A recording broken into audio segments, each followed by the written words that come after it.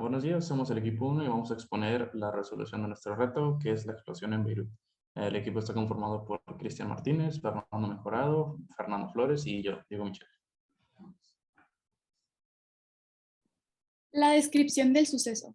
Una detonación química masiva ocurrió el 4 de agosto del 2020 en el puerto de Beirut, en Líbano. Un incendio incontrolado en un almacén adyacente encendió 2.750 toneladas de nitrato de amonio, produciendo una de las explosiones más devastadoras de la historia reciente. Así se creó una explosión masiva que produjo un cráter de 140 metros de ancho y una onda de choque similar a la de un terremoto de 3.3 magnitud en la escala de Richter. La presión supersónica de la explosión y la ola de calor se cobraron la vida de 220 personas, hirieron a más de 6.500 al instante y dejaron a 300.000 personas sin hogar. Además, el incendio de la explosión, el nitrato de amonio liberó gases tóxicos que representaban una amenaza real para los 2.4 millones de habitantes de Beirut, especialmente cuando se mezclaban con la humedad del mar y las partículas de polvo emitidas por los edificios demolidos y derrumbados. Y ahora, ¿cuáles son los usos principales que se le da al nitrato de amonio? Principalmente tenemos que se utiliza sobre todo como fertilizante nitrogenado en cultivos de leguminosas con hojas. Al igual, el nitrato de amonio es también utilizado para la fabricación de explosivos, mezclándose con TNT, que se usa para la construcción en minas y en canteras. Al igual, existen otros usos menores para este compuesto químico, como combustible propulsor en la industria aeroespacial por sus propiedades oxidantes. Disuelto en agua provoca una reacción endotérmica, por lo que se utiliza para fabricar bolsas isotérmicas. Y en la apicultura, el humo blanco que se produce al quemar una pequeña cantidad sirve para anestesiar a las abejas para poder mover una colmena. Ya pasando a las reacciones químicas que puede tener el nitrato, tenemos principalmente dos. La reacción explosiva, que es cuando el nitrato se descompone en gases de óxido nitroso y simplemente vapor de agua cuando se calienta. Y la explosiva, que puede llegar a detonar debido a que el arsenal del material tiene un alto riesgo a fuego por su favorecimiento a la oxidación. Una de las cosas más probables es que almacenada en grandes cantidades y en un ambiente cálido, va sufriendo una descomposición lenta y va generando calor. Al juntar todos estos factores, pues el nitrato llega a un punto crítico donde puede detonar. Aparte, la presencia de cualquier material contaminante o impureza puede acelerar todavía más el proceso. Ya también factores externos que favorecen la explosión es alguna descarga eléctrica aislada o personas fumando sin autorización o alguna fuente de calor externo. El nitrato de amonio está compuesto por estos elementos, el nitrógeno, hidrógeno y oxígeno, y estas son algunas de sus características. Estos son los compuestos que se encuentran en la reacción de descomposición del nitrato de amonio y su tipo de enlace. Con covalente polar tenemos el N2O, NO3, NH4, H2O, y con covalente no polar tenemos el O2 y el N2. Las descripciones básicas para determinar los tipos de enlaces son las siguientes.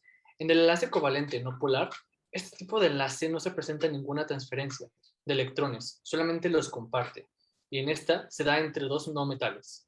Pasando al metálico, esta se puede definir como un mar de electrones alrededor de los protones. Se usa o se da entre dos metales.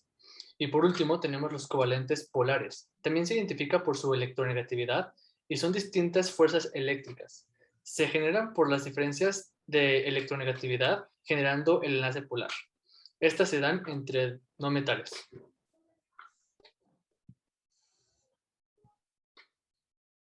Ahí está, aquí podemos observar en las imágenes cuáles son metálico, cuál es el covalente polar y cuál es el covalente no polar.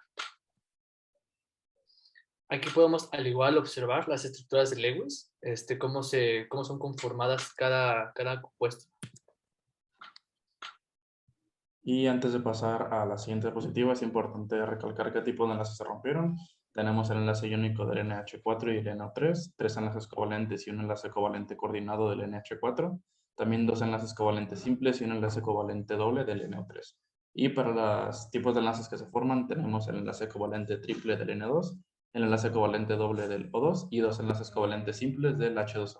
Y ya podemos pasar a la hoja de seguridad.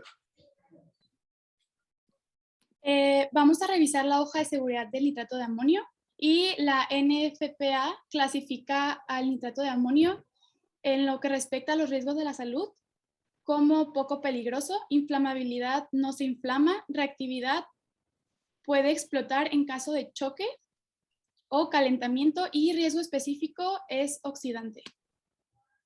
Para la manipulación está prohibido comer, fumar o beber durante esta, evitar contacto con los ojos, con la piel y con la ropa, lavarse los brazos, manos y uñas después de manejar este producto.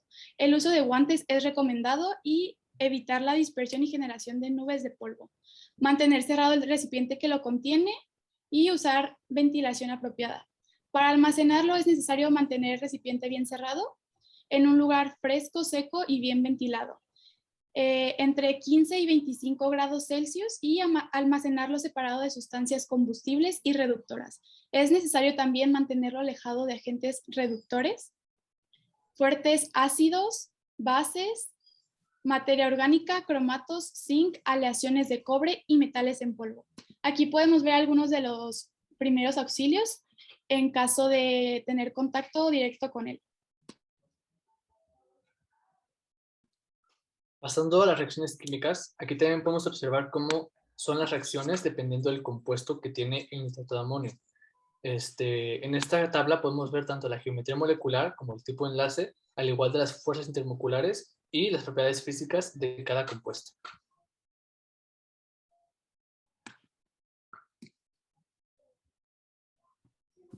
Bueno, entonces, ya que sabemos esto, nos preguntamos por qué el nitrato de amonio es sólido a temperatura ambiente y tiene un punto de ebullición más alto que los anteriores. Esto se debe a que las fuerzas intermoleculares de los iones son muy fuertes. En este caso, el ion amonio y el ion nitrato, lo que causa que a temperatura ambiente sean sólidos. Y también, al igual que la respuesta pasada, las fuerzas de los dos iones son muy fuertes. Esto dificulta la separación de las moléculas necesarias para la ebullición. Es por eso que la temperatura debe ser más alta para conseguir este nivel de energía. También, ¿por qué el agua es líquida a temperatura ambiente? Bueno, es que gracias a que forma con facilidad puentes de hidrógeno, estos enlaces entre moléculas hacen más fácil para el agua mantener su estado líquido a diferentes temperaturas, desde 0 hasta los 100 grados Celsius. Y por último, ¿por qué el nitrógeno y oxígeno son gases? Bajo ciertas condiciones de temperatura y presión, sus moléculas interaccionan débilmente entre sí, sin formar enlaces moleculares, adoptando la forma y el volumen del recipiente que las contiene, tendiendo a separarse o expandirse por su alta concentración de energía cinética.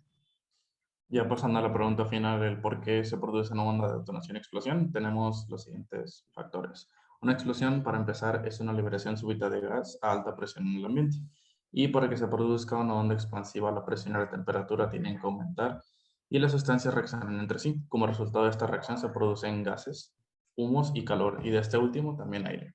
El aire ocasiona un aumento en la presión interna y cuando el recipiente que lo contiene ya no lo puede resistir y se rompe, el gas se escapa y se expande a una muy alta velocidad en el ambiente, produciendo que el aire que está quieto que se encuentre delante se comprima y se mueva también a una velocidad muy alta, produciendo una onda de presión pues, destructiva. Y bueno, ¿qué presión se genera en unos cuantos segundos? La presión de detonación es directamente proporcional a la densidad del explosivo y al cuadrado de su VOD, que es la velocidad de detonación. Aquí podemos ver la cantidad del índice de explosividad, al igual que su velocidad segunda, y podemos observar una fórmula, la cual explica la presión que se genera en unos cuantos segundos, y despejando la dP entre la dt, nos da un igual de 1.54 por 10 a la 11, que eso se podría especificar a 1.52 por 10 a la 6 átomos por segundo. La explosión de Beirut tuvo el equivalente a entre 1 y 2 kilotones de TNT. Ya pasando a las secciones de conclusiones, cada uno de los integrantes llegó a su conclusión personal. Vamos a empezar por Fernando. Acerca de la ética profesional y pues para manejar estos compuestos es necesario que se hagan una serie de recomendaciones por parte de profesionales de la salud y también por parte de políticos, que estos construyan marcos, adopten regulaciones y pues también implementen protocolos de seguridad química. siempre manejado por un experto en la materia. Continuamos con Fernando Mejorado. Bueno, para mí me es muy interesante que estos compuestos químicos sean de muy grande uso y tengan diferentes usos, como es el fertilizante, pero también hay que tener mucho cuidado cuando se manejan estos y se almacenan estos. Ya, yo considero que mi opinión más objetiva es que sobre todo se tenga un control muy específico de las sustancias que puedan ser maliciosas para el ser humano, como en este caso que no se toma un control adecuado ni algún seguimiento para poder haber evitado esa explosión. Yo al igual considero que nosotros deberíamos como sociedad y como habitantes de este planeta tener mayor consideración, al igual de tener una mejor educación, tanto para los niños como para adultos, y que tengan mejores medidas restrictivas y mejores implementaciones en primeros auxilios para poder prevenir cualquier tipo de desastre natural. Sería todo. Muchas gracias.